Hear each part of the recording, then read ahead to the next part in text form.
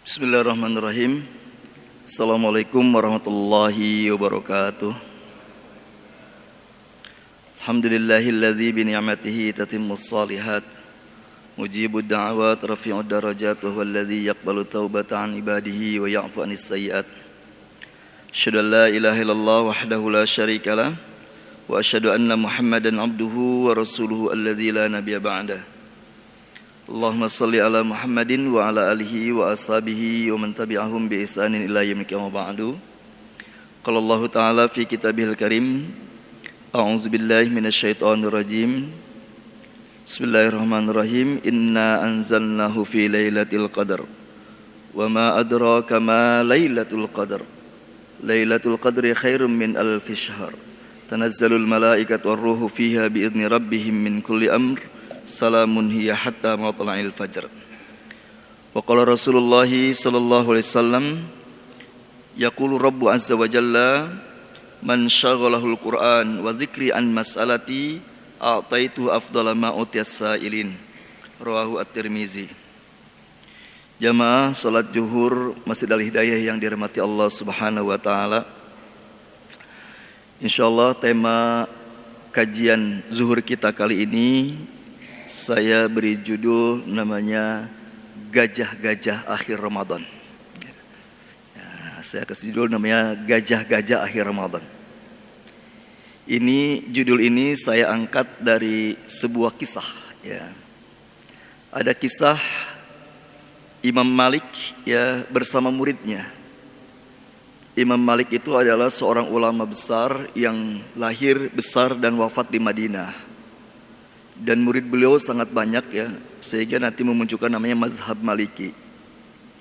Orang-orang kalau ingin berguru kepada Imam Malik, kalau ingin jadi muridnya Imam Malik, itu syaratnya adalah harus hafal kitab beliau, namanya kitab Muwatta. Muwatta ini kumpulan hadis, ribuan hadis Pak ya. Ribuan hadis yang beliau susun, disebut namanya kitab Muwatta.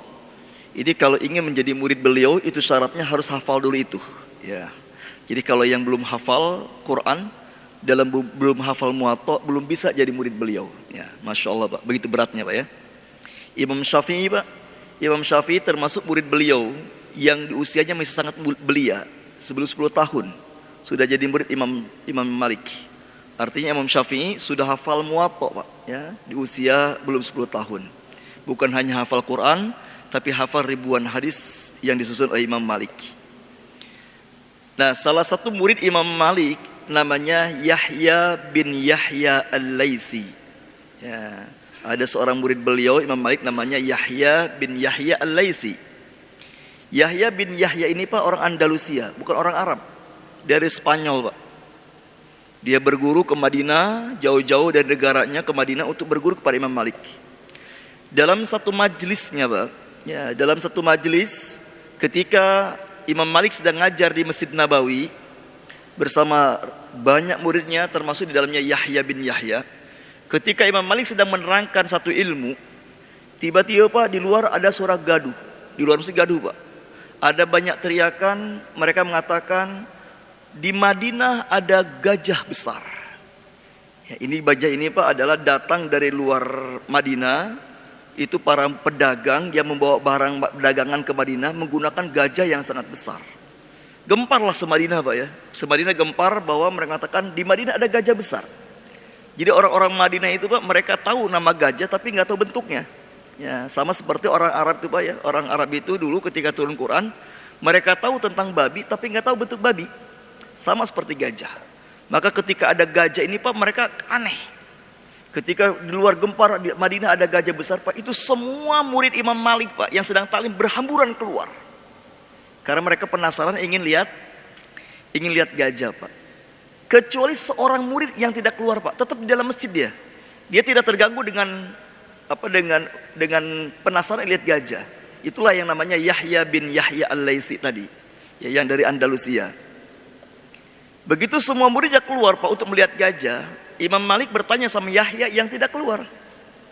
Kata Imam Malik, wahai Yahya, kenapa engkau tidak keluar melihat gajah? Jawaban Yahya, Syekh, saya jauh-jauh dari negara Andalusia ke Madinah, saya punya tujuan satu, punya target satu, saya mendapatkan ilmu sebanyak-banyaknya dari Anda. Bukan mau lihat gajah. Jadi gajah itu bukan tujuan saya, ya. Saya jauh-jauh dari Madinah ke sini, tujuan saya cuma satu, ingin menuntut ilmu, mendapatkan banyak ilmu dari engkau. Dan saya tidak peduli dengan gajah, karena saya tidak ingin menyimpang dari tujuan saya. Masya Allah, Pak. Imam Malik kagum dengan Yahya. Kemudian Imam Malik memberikan gelar kepada Yahya bin Yahya Al-Laitsi ini. Ya, kalau seorang guru sudah memberikan gelar, apa itu artinya guru itu sangat mulia, sangat istimewa di depan gurunya. Gelarnya ada Aqilul Andalus, orang yang sangat cerdas dari Andalusia. Masya Allah, Pak, ini Yahya bin Yahya Al-Laitsi ini. Apa hikmah yang bisa kita ambil, Pak? Ya. Jadi ya, kisah Yahya bin Yahya ini, Pak, mengajarkan kepada kita bahwa beliau tidak terganggu dengan hal-hal yang lain ketika ingin mencapai sebuah tujuan. Jadi gajah itu, Pak, tidak membuat Yahya terganggu untuk belajar ilmunya. Nah, makanya saya kasih judul, Pak, Gajah di Akhir Ramadan. Ya. Jadi di akhir Ramadan, Pak, ternyata banyak gajah, Pak, ya. Ya, banyak gajah ya. Apa tujuan akhir Ramadan kita, Pak? Tujuan Ramadan kita, ini kita harus fokus ke tujuan ini. Di luar ini adalah gajah. Mudik itu gajah, Pak, ya. Dapat THR, ya itu gajah, ya. Terus apalagi misalkan, ya, punya kue, kalau ibu-ibu bikin kue dan sebagainya, itu semua itu gajah semua. Ya. Tujuan Ramadan itu ada dua, Pak. Yang pertama adalah kita ingin diampuni semua dosa. Karena Nabi mengatakan ragibaan forojulin dakhala alaihi Ramadan summan salaha qabla ayyughfarolah. Sungguh celaka, kata Nabi, sungguh binasa orang-orang yang mendapati Ramadan, tapi begitu Ramadan keluar, dosa-dosanya tidak diampunkan Allah. Ini orang yang paling celaka. Nanti kita bahas sedikit, Pak, kenapa orang yang tidak diampunkan dosa itu celaka. Ini berarti tujuan Ramadan kita adalah diampuni dosa-dosa, Pak. Karena kalau keluar Ramadan, selesai Ramadan dosa kita nggak diampuni, kita termasuk orang-orang yang celaka. Yang kedua, tujuan Ramadan adalah kita mendapatkan Lailatul Qadar. Kita ingin mendapatkan Lailatul Qadar. Kenapa? Ini karena sesuatu yang sangat mulia, ya, sesuatu yang sangat mulia. Ya, kesempatan ini insya Allah, Pak, saya ingin bahas satu aja, bagaimana akhir Ramadan kita mendapatkan Lailatul Qadar. Maka sebagian ulama berdoa kepada Allah, ya Allah, pertemukan aku dengan Lailatul Qadar dalam keadaan beriman dan sehat. Ya, kenapa? Karena mereka ingin mendapatkan Lailatul Qadar. Qadar, Laila artinya malam. Qadar itu artinya ada tiga, Pak. Yang pertama, Qadar itu artinya mulia. Ya, berarti Lailatul Qadar artinya malam yang mulia. Ya. Sebagaimana Allah katakan, wa ma qadarullaha haqqa qadrih. Mereka tidak memuliakan Allah sebagaimana mestinya. Kenapa ini mulia? Karena kata Allah, kalau kita ibadah di malam itu pahala ibadahnya lebih baik daripada 1000 bulan. Bukan sama dengan 1000 bulan, tapi lebih baik. Ya, kalau ada orang mengatakan malam 1000 bulan, itu kalimat yang kurang tepat, Pak. Tapi malam yang lebih baik daripada 1000 bulan. Khairun min alfi syahrin. Bisa jadi bahwa, Pak, kita nanti ibadah di malam itu, kalau itu malam Lailatul Qadar, Pak, bisa jadi ibadah kita, Pak, pahalanya 2000 bulan, 3000 bulan, bahkan 10.000 bulan. Jadi Allah memberikan pahala tidak sama. Karena kata Allah bukan sama dengan 1000 bulan, tapi lebih baik daripada 1000 bulan. Jamaah Allah, asbabul wuru, asbabun nuzul adanya Lailatul Qadar. Rasulullah SAW curhat kepada Allah, sedih tentang pendek umurnya. Ya Allah, umurku pendek, umur umatku pendek. Sementara umur umat sebelumnya panjang-panjang. Contoh misalkan umat Nabi Nuh itu sampai 1000 tahun yang beriman umurnya. Umur mereka panjang-panjang. Kalau umur mereka panjang, mereka taat kepada Allah, betapa banyak pahala yang mereka bisa dapatkan. Nabi sedih, umatku antara 60 sampai 70 saja. Sedikit yang lebih dari itu. Tidak banyak pahala dikumpulkan. Maka ketika kesedihan Nabi ini, Pak, umur umatnya pendek, sehingga berpikir Nabi pahalanya sedikit dibanding umat terdahulu, maka Allah berikan satu kemuliaan adalah malam Lailatul Qadar. Kata Allah, umat Muhammad ada Lailatul Qadar. Jika ibadah di malam itu pahalanya lebih baik daripada 83 tahun. Masya Allah. Kalau kita malam itu beribadah ternyata pahalanya 10.000 bulan, berarti berapa itu, Pak? 830 tahun. Kalah, Pak, umat Nabi Nuh. Kalah, Pak, pahalanya. Ya. Nah, ini mulia, Pak, ya. Maka soal itu jamaahullah, kalau kita ingin dimuliakan Allah, cuma satu kewajiban kita lah memuliakan malam itu. Ya, muliakanlah malam itu, ya. Muliakan malam itu. Ini yang pertama, qadar itu artinya mulia. Yang kedua, qadar itu artinya sangat sempit. Sempit artinya. Wa man qudira alaihi rizqu falyunfiq mimma atahullah. Kata Allah, siapa yang disempitkan rezekinya. Kata-kata qudir, sempit. Kenapa malam itu dikatakan sempit? Karena malam itu bumi penuh dengan malaikat. Tanazzalul malaikah. Bumi penuh dengan para malaikat, Pak. Sampai-sampai Rasulullah mengatakan ciri-ciri Lailatul Qadar itu adalah, ciri-ciri malam Lailatul Qadar itu bumi tenang, pohon-pohon pun tidak bergerak, Pak. Daun-daunnya tidak bergoyang. Kenapa? Karena angin-angin yang berhembus di bumi, Pak, tertahan oleh sayap-sayap malaikat penuh. Sedangkan paginya, kata Rasulullah, itu matahari terbit, cahayanya ada tapi tidak panas. Karena panasnya cahaya matahari, Pak, tertahan oleh sayap malaikat yang kembali ke langit. Masya Allah. Tugas mereka apa, Pak, ke bumi ini, Pak? Ribuan miliaran malaikat ke bumi, tugasnya apa, Pak? Allah mengatakan mereka membantu urusan manusia dan mendoakan keselamatan buat manusia. Satu malaikat aja mendoakan, Pak, Masya Allah, mustajab, apalagi miliaran malaikat, ya. Ini ada malaikat, Pak. Dan kita, Pak, menghidupkan malam itu, Pak, karena kita butuh doa-doa para malaikat, ya, butuh doa para malaikat, ya. Doakannya adalah keselamatan, ya. Malaikat mendoakan sampai datang waktu subuh, ya. Ini yang kedua, Pak, qadar itu artinya sempit. Dan yang kedua, Pak, kenapa disebut sempit? Karena untuk mendapatkan kemuliaan di sisi Allah dunia akhirat, Pak, itu waktunya nggak nyampe 12 jam. Cuma dari maghrib sampai subuh kira-kira 11 jam. Itu di negara kita, Pak, ya. Di negara kita masih mending, Pak, 11 jam. Mungkin negara-negara kutub, Pak, malam itu cuma 4 jam. Ya, maghrib jam 10 malam, subuh jam 2 pagi. Mereka mendapatkan kemuliaan itu sangat sedikit. Seseorang ingin jadi presiden, Pak, seperti Prabowo misalkan, ingin jadi presiden, ingin mulia di mata manusia, itu butuh berapa lama, Pak, mempersiapkan dirinya, Pak? Nah, butuh lama itu, Pak, ya. Ya, kalau Prabowo mungkin dari dulu, Pak, ya, dari 2000 berapa tuh, ya, 20 tahun lebih. Itu pun setelah mempersiapkan 20 tahun lebih, begitu dapat jabatan presiden, belum tentu juga mulia di hadapan manusia. Belum tentu juga mulia di hadapan manusia. Masya Allah, Pak, kalau kita ingin mulia di hadapan Allah dunia akhirat, Pak, kata Allah, waktu mengejar kemuliaan itu sangat sempit. Cuma 11 jam, cuma malam doang. Maka kita kejar kemuliaan itu, Pak, di waktu yang sempit. Maka disebut dengan qadar, artinya sempit. Dan yang ketiga, ya Allah, qadar itu artinya takdir. Artinya takdir. Ya, yang pertama tadi mulia, yang kedua sempit, yang ketiga takdir. Kenapa demikian? Karena pada malam Lailatul Qadar, Pak, Allah menentukan takdir kita untuk setahun ke depan. Namanya takdir sanawi. Takdir itu ada dua, Pak. Ada namanya takdir ajali. Takdir ajali itu Allah membuat skenario kehidupan alam semesta sampai kiamat yang Allah buat 50.000 tahun sebelum Allah menciptakan alam semesta. Dan Allah simpan takdir itu di Lauhil Mahfuz. Hanya Allah yang tahu. Itu takdir pertama. Dan ini tidak bisa dirubah. Karena hanya Allah yang tahu, jadi tidak bisa dirubah. Nah, ada takdir yang kedua, Pak, namanya takdir sanawi. Takdir sanawi itu ada takdir tahunan yang Allah turunkan ke malaikat yang ngurus takdir kita. Catatan takdir kita itu untuk setahun ke depan, itu setiap malam Lailatul Qadar.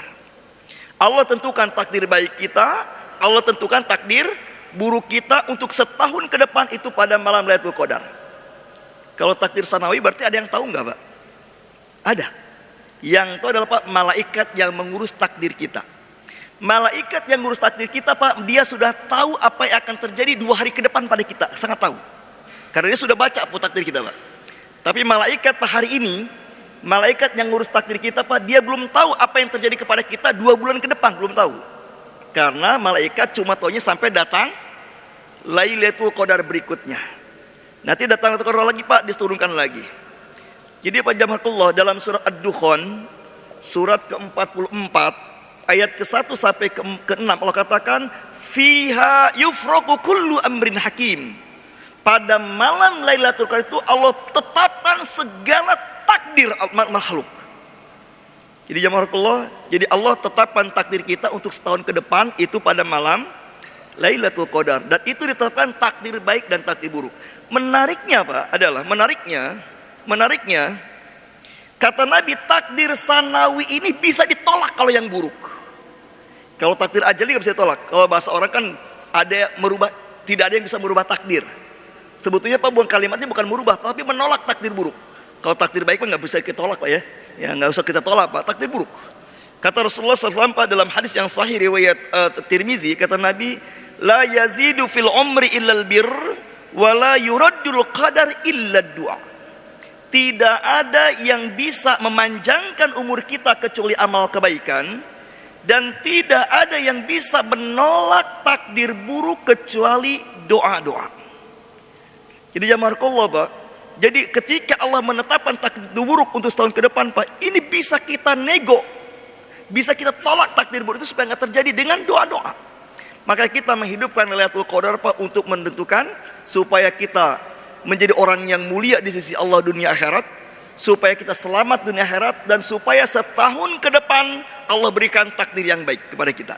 Kita tolak takdir yang buruk Pak. Makanya jamarkullah, ini kita maksimalkan baik ibadah. Jangan sampai Pak ya, jangan sampai mengejar Lailatul Qadar Pak, ini tujuan kita sebagai orang yang berpuasa, ini teralihkan dengan gajah-gajah. Nah, makanya Pak, Lailatul Qadar 10 hari terakhir itu pasti banyak gajahnya itu Pak ya. Mall banyak diskon Pak ya, senang ibu-ibu belanja ya. Terus mudik Pak, saya katakan mudik itu bukan nggak boleh Pak, tapi kalau kita mudik Pak itu rentan terkena gajah ya, di perjalanan macet, kemudian ketemu keluarga nanti di sana di kampung halaman Pak, sudah banyak ngobrol sehingga kita lupa mengejar ini Pak, mengejar ini. Alasan itu zaman Pak ya, sekali lagi Pak, kita maksimalkan 10 hari terakhir untuk mendapatkan Lailatul Qadar. Karena dengan mendapat Lailatul Qadar Pak, kita punya pahala yang lebih baik daripada 1000 bulan. Itulah Allah tinggikan kedudukan kita menjadi mulia, dan kita ingin dimuliakan Allah dunia akhirat. Maka ditentukannya adalah malam Lailatul Qadar. Yang kedua, kita ingin diberikan keselamatan sebagaimana doa para malaikat, Allah berikan keselamatan kepada kita Pak sampai dunia akhirat. Dan yang terakhir, kita ingin agar Allah setahun ke depan memberikan takdir yang baik-baik saja, kita tolak takdir yang buruk dengan doa. Oleh itu jamaahullah, 10 hari terakhir Pak kita maksimalkan. Kalau saya boleh pesan Pak, 10 malam terakhir Pak kita banyak begadang. Kita begadang memperbanyak ibadah untuk investasi hidup dunia yang bahagia dunia akhirat. Ya, kalau bahasa Ustaz Sambo, bercapek-capek dalam ibadah, bersenang-senang dalam kehidupan, insyaallah Pak. Ya, jadi kita berinvestasi Pak, berinvestasi ya. Nah sekali lagi Pak, saya ingin tekankan satu kata Nabi, tidak ada yang bisa menolak takdir kecuali doa. Jadi kita banyak berdoa. Nah para ulama menjelaskan berdasarkan ayat Al-Quran Pak, doa itu dibagi dua. Makanya selama 10 malam terakhir Pak, kita maksimalkan doa-doa. Doa itu ada dua Pak ya, ada dua jenis doa. Selama ini orang kalau berdoa cuma memaksimalkan di satu jenis, padahal jenis yang kedua. Doa itu yang pertama Pak, jenis doa yang pertama adalah meminta kepada Allah. Meminta kepada Allah. Ya, kita minta apapun kepada Allah Pak, itu meminta kepada Allah. Kalau di Al-Quran, doa dalam bentuk jenis meminta Pak, itu biasa di Al-Quran dimulai dengan lafaz Rabbana atau Rabbi. Rabbana zalamna, Rabbana gfir lana, Rabbi auzi'ni, Rabbana hablana. Jadi kalau bapak membaca doa yang dimulai dengan lafaz Robban atau Robbi, itu biasanya itu lafaz doa yang terdapat di dalam Al-Quran. Sementara doa dalam bentuk meminta dan terdapat dalam hadis, itu biasanya lafaznya dimulai kalimat Allahumma. Ya, Allahumma innaka afuun, Allahumma inna nas'aluka ridhaka wa jannah, Allahumma inna, apalagi Pak, banyak Pak ya, Allahumma inni a'udzubika misalkan. Itu biasanya kalau doa dalam bentuk minta itu dimulai dengan lafaz Allahumma kalau di hadis. Yang mereka 10 malam terakhir, 10 malam terakhir, permintaan apa yang paling terbaik kita minta sama Allah? Nabi katakan Pak, permintaan yang paling terbaik di 10 hari terakhir adalah minta diampuni dosa. Allahumma innaka afuwun tuhibbul afwa fa'fu anni. Itu perbanyak. Ketika Aisyah bertanya, apa yang harus aku lakukan Rasulullah ketika mendapatkan Lailatul Qadar? Kata Allah, perbanyaklah meminta Allahumma innaka afuwun. Minta diampunkan dosa. Ini sangat penting Pak, minta diampunkan dosa. Apa untungnya buat kita kalau diampunkan dosa? Kita lihat di Al-Quran dalam surat 47 ayat kedua. Ini balasan Allah kepada orang-orang yang diampunkan dosa. Allah katakan, walladzina amanu wa amilus solihati wa amanu bima nuzzila ala Muhammadin wa huwal haqqu min rabbihim kafar anhum sayyi'atihim wa aslaha balahum. Ujung ayat 2 surat 47 Allah katakan, Allah ampuni dosa-dosa mereka, maka Allah perbaiki keadaan hidup mereka. Masya Allah, Pak. Jadi semua masalah hidup kita yang membebani kita, itu akan Allah perbaiki ketika dosa-dosa sudah diampunkan. Kalau saya ingin mengatakan, Pak, tidak ada manusia di muka bumi ini tidak punya masalah. Semua orang pasti punya masalah. Tapi ada orang yang biasa saja menghadapi masalah, dihadapi dengan baik. Tapi ada orang yang tertekan dengan masalah. Ada orang yang sampai stres dengan masalah, karena dia terbebani dengan masalah. Bapak Ibu rahimakumullah, Pak, Allah mengatakan la yukallifullahu nafsan illa wus'aha. Allah tidak memberikan masalah di luar batas kemampuan. Jadi setiap masalah yang terjadi kepada kita, kita pasti mampu. Kalau kita merasa tidak mampu dan sangat terbebani dengan masalah, bukan masalah yang berat, tapi karena kita banyak dosa. Kita banyak dosa. Masya Allah, Pak. Salah satu sebab dosa yang kita lakukan, kata Imam Hasan Al-Basri, di antara sebab buruk dosa yang kita lakukan adalah Allah sempitkan rezeki kita, Allah cabut keberkahan, Allah cabut keharmonisan rumah tangga. Bahkan kata Imam Hasan Al-Basri, Pak, Allah berikan keturunan yang buruk. Kata beliau, Pak, buruknya akhlak anak-anak kita itu adalah hukuman dari Allah terhadap dosa-dosa kita di masa lalu. Maka dalam surat Nuh Allah katakan, orang yang banyak bertobat, bersifat akan diberikan rezeki yang berkah, diberikan keturunan yang soleh. Jamarakallah, Pak. Jadi perbaiki keadaan hidup kita, termasuk sifat-sifat yang buruk. Kita memiliki sifat yang buruk, itu perbaiki, Allah akan perbaiki ketika dosa diampunkan. Intinya, Pak, kalau ada orang yang dosanya sudah diampunkan, itu pasti akan diberikan kebahagiaan dalam hidupnya. Akan diberikan kebahagiaan dalam hidupnya. Kalimat tadi Pak meneruskan, hadis Nabi mengatakan, wa innar rajula la yuhramu rizqahu bimaksiatin yusibuha, kata Rasulullah. Sesungguhnya seseorang ditahan rezekinya, baik rezeki dalam bentuk materi ataupun rezeki dalam bentuk non materi. Seseorang ditahan rezekinya oleh Allah karena dosa-dosa yang dilakukannya. Jadi jamarullah, Allah katakan, kalau Allah ampunkan dosa kita, maka Allah perbaiki kehidupan kita. Allah perbaiki kehidupan kita. Oleh sebab itu jamarullah, inilah untungnya kita diampunkan dosa. Makanya kita mengejar pengampunan dosa karena kita ingin diperbaiki hidup-hidup kita. Dan Nabi mengatakan, man qoma lailatul qadri imanan wahtisaban ghufirallahu ma taqaddama min dzambi. Siapa yang menghidupkan malam Lailatul Qadar, Allah ampunkan dosa-dosanya. Kalau Allah sudah ampunkan dosa, Pak, Allah berikan kebaikan-kebaikan hidup kita, Allah perbaiki keadaan hidup kita. Kalau kehidupan kita sudah Allah perbaiki, Pak, dijamin surga. Bapak Ibu boleh lihat surat 47 ayat ke-5 dan ke-6-nya itu. Ya, sayahdihim rabbuhum wa aslaha balahum wa yudkhiluhumul jannata arrafaha. Allah beri mereka hidayah, Allah ampunkan dosa-dosa mereka, Allah perbaiki keadaan mereka, lalu Allah masukkan mereka ke dalam surga. Jadi kesimpulannya, Pak, orang yang dijamin surga adalah mereka yang bahagia hidupnya di dunia. Allah mengatakan, Rabbana atina fid dunya hasanah wa fil akhirati hasanah. Imam As-Sadi mengatakan, Pak, tidak mungkin kita dapat kebaikan-kebaikan di akhirat, tidak mungkin kita dapat kebahagiaan di akhirat kalau tidak bahagia di dunia. Maka mutlak, Pak, kalau kita ingin bahagia di akhirat, kita harus bahagia di dunia. Dan bahagia di dunia Allah berikan kepada mereka yang telah diampunkan dosanya. Saya sering mengilustrasikan, Pak, ada orang yang secara logika harusnya bahagia, ada orang yang secara logika harusnya menderita. Tapi ternyata ini kisah paradoks. Yang harusnya menderita bahagia, yang harusnya bahagia menderita. Itu kisah pernikahan Asiyah dengan Firaun. Asiyah, Pak, itu punya suami yang paling jahat di muka bumi ini. Sangat jahat. Saking jahatnya Firaun, Pak, sampai Asiyah meninggal dibunuh oleh Firaun sendiri. Tapi di Quran, Pak, tidak diceritakan Asiyah punya suami yang jahat, Pak. Asiyah hidupnya menderita, tidak diceritakan. Biasa saja, Pak, dengan suami yang jahat. Sementara Firaun adalah seorang suami yang punya istri yang paling solehah di muka bumi ini. Asiyah itu, Pak, salah satu istri yang paling solehah. Kemudian Firaun kaya raya, Firaun seorang raja, Firaun tidak pernah sakit. Bahasa Quran, Pak, wa numakkina lahu fil ardi wa nuriya Firaun. Allah teguhkan kenikmatan dunia Firaun. Sempurna, Pak, nikmat dunia Firaun, Pak. Dia punya istri yang solehah, dia kaya raya, dia raja, dan dia nggak pernah sakit. Logikanya harusnya bahagia tidak Pak? Bahagia. Tapi ternyata justru Fir'aun tidak pernah bahagia hidupnya Pak. Selalu dihantui stres dan ketakutan. Kenapa demikian?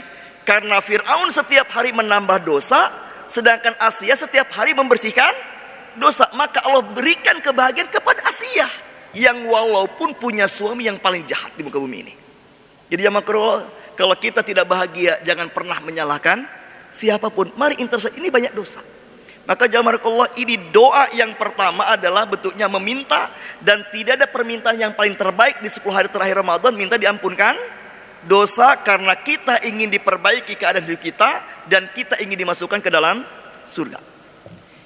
Yang kedua, jenis doa yang kedua adalah memuji Allah, yaitu berzikir kepada Allah. Memuji Allah, Pak. Nah, ini yang sering jarang orang gunakan.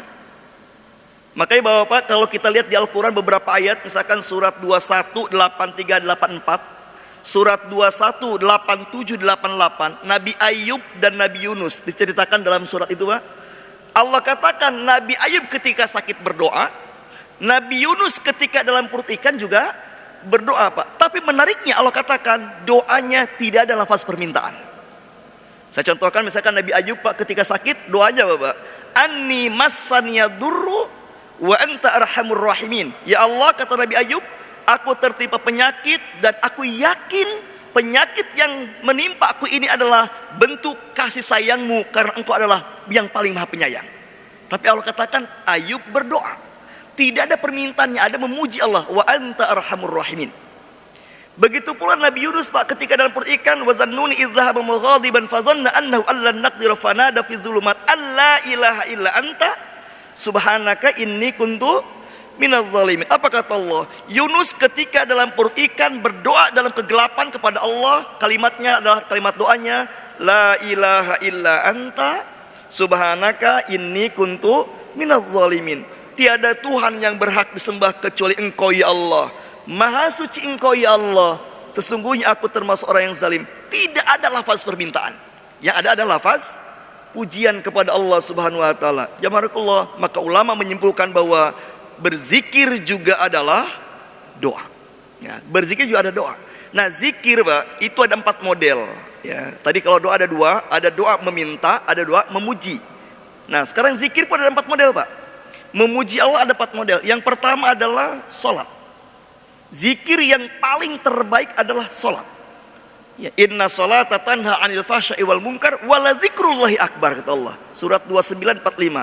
Sesungguhnya sholat itu mencegah perbuatan keji dan mungkar, dan sholat adalah zikir yang akbar, zikir yang paling tinggi nilainya.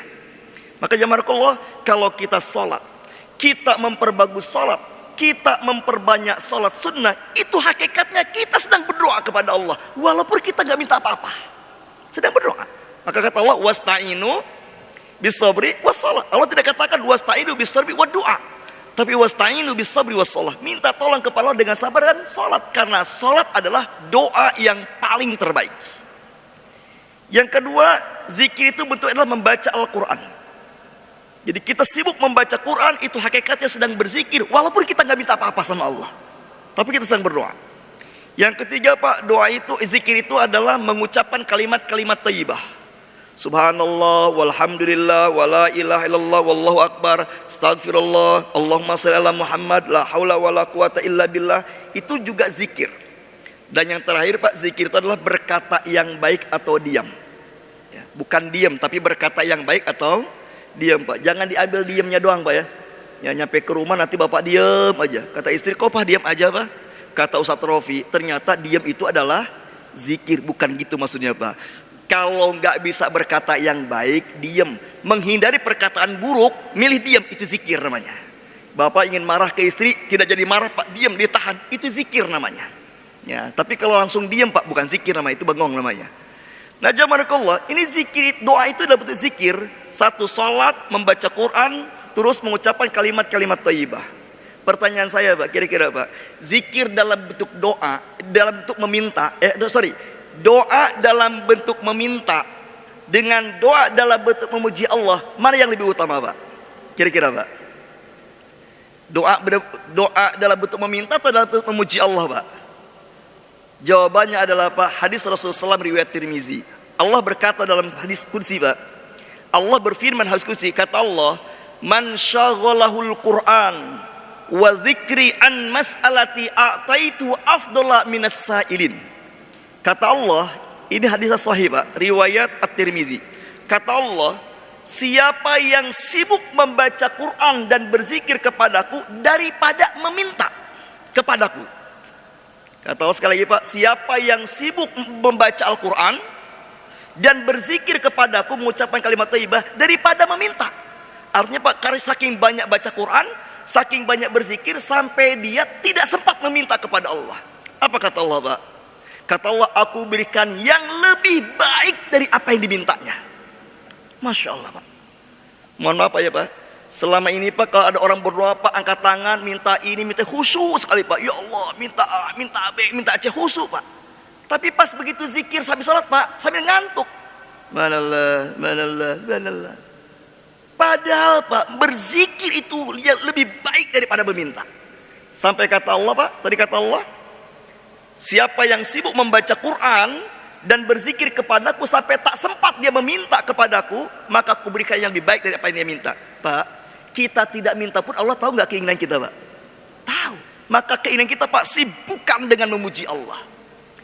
Saya ingin sambil contoh di Al-Quran Pak. Benar nggak janji Allah nih Pak ya, bahwa kata Allah, siapa yang sibuk berbaca Quran, berzikir daripada meminta, akan Allah berikan yang lebih baik. Saya contohkan satu contoh aja Pak, Nabi Yunus. Nabi Yunus dalam Al-Quran surat 21:7-8 itu ketika dalam perut ikan, doanya hanya berzikir, la ilaha illa anta subhanaka inni kuntu minadz zalimin. Allah katakan itu aja doanya Pak. Kira-kira yang diinginkan Nabi Yunus apa Pak? Yang diinginkannya dikeluarkan dari perut ikan. Kan beliau di lockdown sama Allah Pak ya. Satu-satunya manusia yang di lockdown oleh Allah itu Nabi Yunus Pak. Kalau kita kemarin kan COVID, lockdownnya lockdownan aja Pak ya. Ya, masih banyak bisa beraktivitas. Nabi Yunus Pak. Karena Nabi Yunus dalam perut ikan, doanya bukan banyak meminta tapi banyak memuji Allah. Apa jawaban Allah Pak? Jawaban Allah lihat dalam surat 37 As-Saffat ayat 139 sampai 148. Saya singkat aja Pak. Saya baca dari ayat 143, 44 sampai 148-nya. Ketika Nabi Yunus ingin dikeluarkan dari perut ikan, di kepalanya ingin dikeluarkan perut ikan, tapi yang keluar dari mulutnya doa jadi betul zikir, ternyata Allah berikan lebih dari apa yang diinginkan. Yang pertama kata Allah, Allah keluarkan Yunus dari perut ikan. Ikannya pengen muntah Pak. Tapi dimuntahkannya Pak, bukan di tengah laut, tapi di pinggir pantai. Kebayang dong Pak ya, kalau Nabi Yunus itu kan ditelan ikannya kan di tengah laut. Kalau ikan itu, paus itu berada di dalam laut Pak. Kalau Nabi Yunus dimuntahkannya di tengah laut Pak, dalam dasar laut Pak, kira-kira apa yang terjadi Pak? Nabi Yunus mungkin akan kehabisan nafas naik ke dasar laut, ke permukaan laut, atau Nabi Yunus akan meninggal kecapean berenang ke pinggir pantai. Tapi Allah katakan Pak, Nabi Yunus tidak minta itu Pak, mintanya dikeluarkan aja. Tapi Allah berikan lebih, Allah keluarkan Yunus di pinggir pantai. Masya Allah Pak. Dan di pinggir pantainya Pak, bukan di Pangandaran Pak, bukan di Pelabuhan Ratu, bukan Pak. Tapi di mana Pak? Di pinggir pantainya, di tempat Nabi Yunus naik kapal. Itu di daerah Ninawa namanya Pak. Jadi ibaratnya ikannya seperti membaca KTP Nabi Yunus kira Pak ya. Dibalikin Pak, dibalikin. Saya tanya, Nabi Yunus minta Pak dalam perut ikan dibalikin ke situ Pak? Enggak, minta cuma dikeluarkan. Tapi Allah berikan karena banyak zikir. Yang ketiga Pak, ketika Nabi Yunus pingsan, ayat berikut Allah mengatakan ketika Nabi Yunus pingsan Pak karena kelaparan, begitu Nabi Yunus siuman Pak, Allah sudah siapkan makanan di samping Yunus. Nabi Yunus nggak minta Pak, makanannya adalah sejenis labu, maksudnya buah melon Pak. Ya, labu yang dimaksud adalah semacam melon kalau di kita Pak. Allah siapkan buah Pak. Nabi Yunus nggak minta Pak, tapi Allah kasih. Karena beliau selama dalam perut ikan doanya memperbanyak zikir. Ya makanya Pak ya, ini menjadi hukum bahwa katanya Pak, kata orang kesehatan, kalau perut kosong yang terbaik diisi dengan buah, gitu ya, buah kan, buah Pak ya. Makanya Nabi Yunus Pak ketika perutnya kosong dikasih buah oleh Allah. Makanya kalau saya Pak sarapan pagi selalu buah insya Allah ya. Buah padi tapinya Pak ya. Ya kalau saya buah padi ya. Kadang dihaluskan dikasih topping kasih topping suir-suir ayam, kadang dipadatkan Pak buah padinya Pak ya, kadang dikasih warna kuning karena kalau nggak itu nggak nendang. Kayak Pak, Nabi Yunus tidak minta itu Pak, tapi Allah kasih buah. Yang menarik Pak adalah ujung ayatnya Pak. Apa kata Allah Pak? Begitu Nabi Yunus kembali kepada umatnya kaum Ninawa Pak, umatnya jumlahnya 100.000 orang lebih. Ternyata semua umatnya sudah beriman. Di Al-Quran Pak, dalam ayat 21 tadi Allah ceritakan Nabi Yunus meninggalkan umatnya karena gak ada satupun yang beriman. Bertahun-tahun Nabi Yunus dakwah Pak, itu gak ada yang beriman satupun kaum Ninawa itu, gak ada yang beriman. Marah Nabi Yunus Pak. Karena dalam ayat dalam hadis dikatakan Pak, Nabi Yunus itu Pak bukan penduduk asli. Satu-satunya Nabi yang tidak diutus di kaumnya cuma Nabi Yunus. Jadi Nabi Yunus itu Pak di Ninawa itu pendatang. Sedangkan Nabi yang lain Pak, Nabi Muhammad lahir di Mekah, dakwah di Mekah. Ya gitu Pak ya. Terus Nabi yang lain semuanya diutus di kaumnya. Nabi Musa keturunan Bani Israel diangkat jadi Nabi di Bani Israel Pak. Tapi Nabi Yunus Pak, dia bukan lahir di Ninawa, tapi dakwah di Ninawa. Pendatang dia Pak. Makanya begitu umatnya gak beriman, kabur. Ya, bahasa kita Bu, saudara bukan apa bukan, kira-kira gitu loh Pak. Marah Pak. Kenapa marah? Karena tidak ada yang beriman satupun. Tapi Nabi Yunus ditegur Allah dengan telan ikan. Kemudian dia nyadar, ini kuntu minadz zalimin, aku telah berbuat dosa besar meninggalkan umatku tanpa perintah Allah. Maka dia janji kalau kembali aku akan dakwah kepada mereka sampai aku mati. Dan Nabi Yunus sudah membayangkan Pak, ini pasti umatnya gak beriman. Masya Allah Pak, ternyata begitu Nabi Yunus dikembalikan oleh Allah dari perut ikan, kembali ke umatnya, itu umatnya 100.000 orang sudah beriman semuanya. Pertanyaan saya Pak, Nabi Yunus minta gak Pak umatnya beriman semua? Gak minta. Tapi Allah kasih. Jadi benar Pak janji Allah. Kata Allah, siapa yang doanya sibuk dengan berzikir dan membaca Quran daripada meminta, akan diberikan yang lebih baik Pak. Maksud itu Pak, sebagai penutup, kita setahun ke depan ingin diberikan takdir yang baik, kita ingin menolak takdir yang buruk tahun ke depan, maka tolaklah takdir buruk dengan doa. Baik doa dalam bentuk meminta ataupun doa dalam bentuk berzikir Pak. Syukur-syukur zaman Allah Pak, 10 hari terakhir Pak, kita punya target hatam Quran minimal 3 kali. Nah, bisa Pak kira-kira Pak? 10 hari terakhir saya hatam Quran 3 kali. 10 hari terakhir aja Pak. Jadi per 3 hari kita hatam. Makanya itikaf yang terbaik Pak. Maka kenapa itikaf? Karena kita ingin memaksimalkan, ya, ingin memaksimalkan Pak. Kenapa demikian Pak? Ini ada hadis sahih Pak riwayat Tabrani. Kata Nabi, man ahsana fima baqiya ghufira fima madha. Wa man asaa fima baqiya udziba fima madha wa ma baqiya. Kata Rasulullah Pak, siapa yang bagus di ujung waktunya, siapa yang bagus amalnya di sisa waktu akhirnya, dan semua sepakat Pak, sisa waktu akhir Ramadan adalah 10 hari terakhir. Siapa yang bagus amalnya di sisa waktunya, maka Allah ampuni dosa-dosa masa lalunya. Saya bilang tadi Pak, kalau diampunkan dosa, Allah perbaiki kehidupan kita.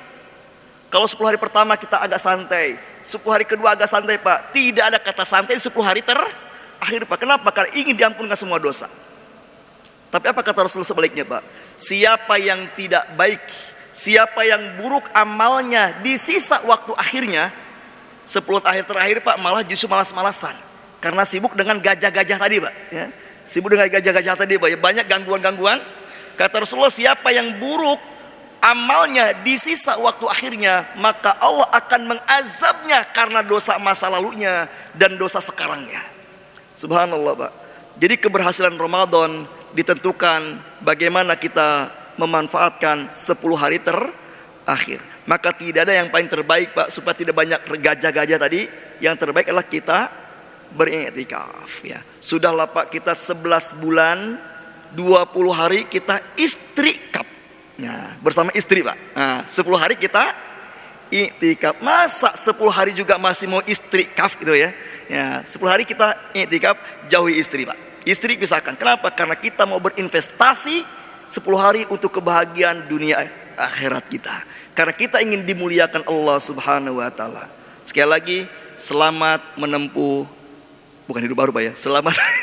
Selamat menempuh 10 hari terakhir Ramadan dengan memaksimalkan ibadah, karena kita ingin mendapatkan Lailatul Qadar. Insyaallah mudah-mudahan kita berdoa sama Allah, semoga Allah pertemukan kita dengan Lailatul Qadar. dalam keadaan beriman dan keadaan sehat, sehingga Allah ampunkan dosa-dosa kita, Allah berikan kemuliaan kita di dunia akhirat, Allah berikan keselamatan segala urusan kita, dan Allah berikan takdir-takdir yang baik kepada kita, tertolak takdir-takdir yang buruk. Insya Allah kita perjuangkan. Kira-kira demikian. Hadanallahu wa yakum ajmain. Mohon maaf atas segala kekurangannya. Subhanakallahumma bihamdika asyhadu an la ilaha illa anta astaghfiruka wa atubu ilaik. Wassalamualaikum warahmatullahi wabarakatuh.